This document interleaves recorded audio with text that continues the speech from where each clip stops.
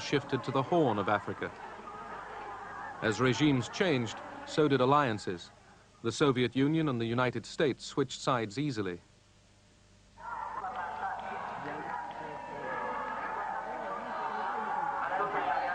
In Ethiopia, the emperor had been ousted and replaced by Marxists.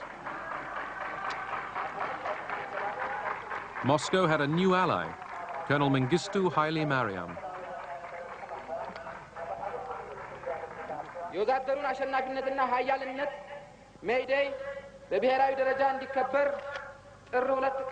When the Soviets moved into Ethiopia to assist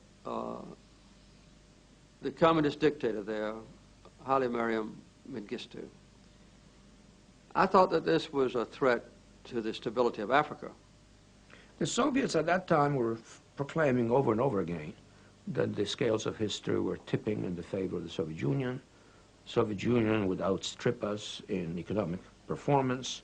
The Soviet Union was getting a strategic edge. The Soviet Union was riding the crest of the so-called national liberation struggles. The new regime in Ethiopia turned against America.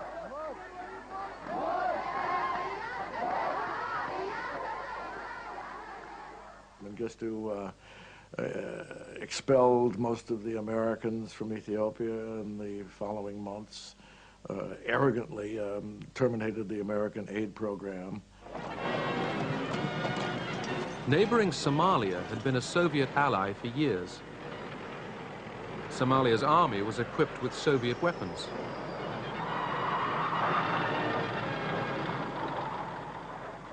But now that Moscow was also linked with Ethiopia, the Somalis considered turning to Washington.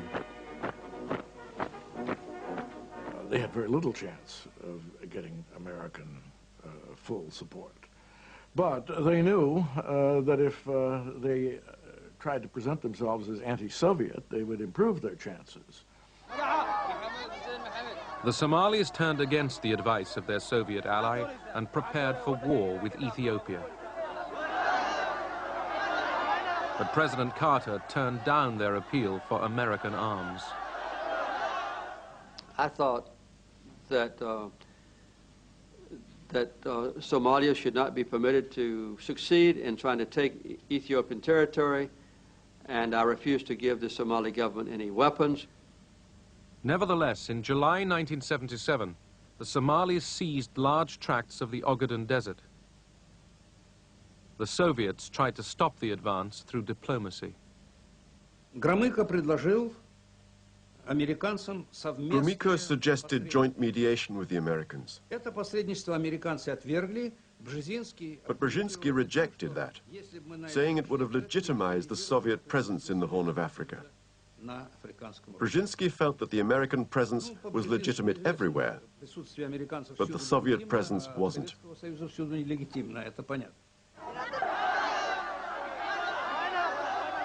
Anti-Soviet demonstrations in Somalia greeted the government's decision to send the Russian advisors and their families back to Moscow. All Soviet support was now switched to Ethiopia.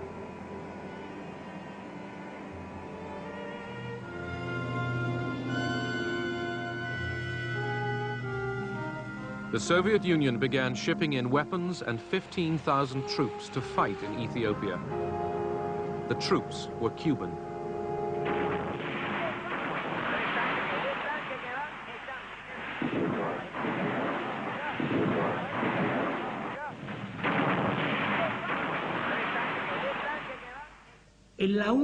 It was the only operation we conducted in full agreement with the Soviets. No such cooperation took place even in Latin America. Quite the opposite.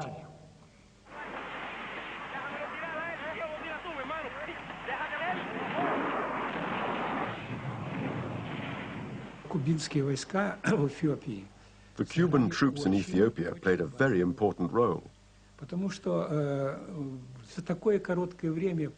Ethiopians couldn't have provided the military organization to destroy the Somali troops in such a short period of time, even with our help.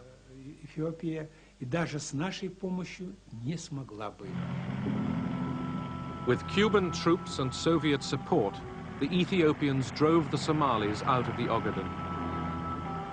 But Moscow wouldn't let the troops advance into Somalia. Among the Soviet military, we thought about occupying Somalia. But the Soviet government was right not to allow this, because it would have made our relations with countries like the United States of America, Great Britain and others more difficult.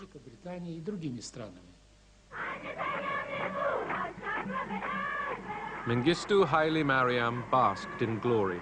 The Cubans and Soviets had saved his regime.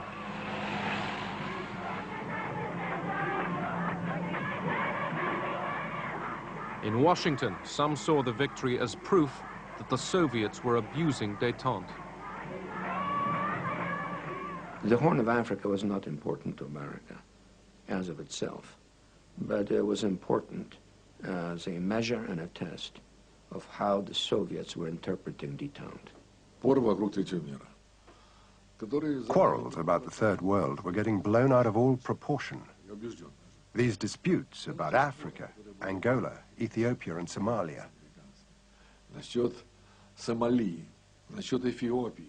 None of them were worth it. 20 years later, no one even remembers who was doing what.